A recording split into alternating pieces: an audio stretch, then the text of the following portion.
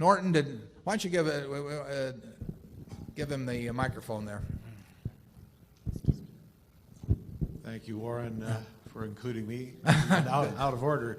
It's good to have you here. Norton represents a family that came in 1956. Yeah, that joined up with the partnership and been with us ever since.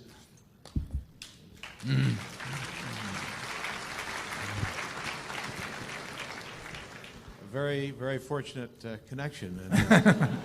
Both ways, Norton, both ways. And, careful, Norton. We don't want you mobbed on the way out. But I might say that it all began with my father discovering, thanks to a professor of finance that was also at the University of Oklahoma, Ben Graham back in 1940. And then later, when Ben Graham was about to retire, we were trying to find his protege. And clearly that was Warren. And so he belongs to that long tradition.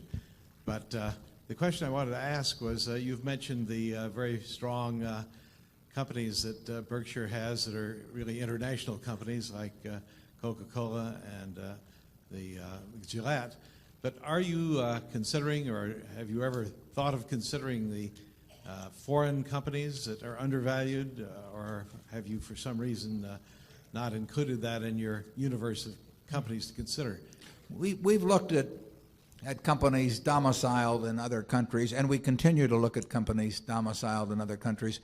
We wouldn't, we're happy for the U.S. and for Atlanta that Coca-Cola is domiciled in Atlanta, but would we pass on it if it happened to be domiciled in England? No, we'd love it if it were domiciled in England too.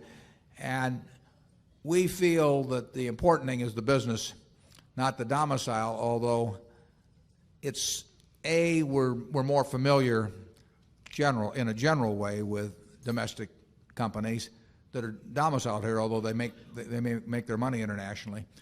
And we feel a tiny bit more comfortable, but for just a tiny bit, in terms of understanding the nuances of taxes and politics and shareholder governance and all of that, in something where we've been reading and thinking about it daily than someplace where we've had a little less experience. But we would love to find a wonderful business that is domiciled in any one of 30 or so countries around the world.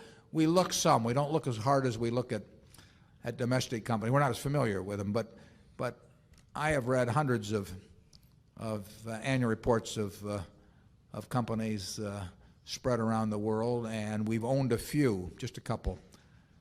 They're usually not as big, so just getting the kind of money in many cases is more of a problem. But some of them are big, and we do not have such a surplus of ideas that we can afford to ignore any possibilities. And if we can find something with a market cap probably of at least $5 billion or greater that strikes us as having our kind of qualities and the price is right and everything, we will buy.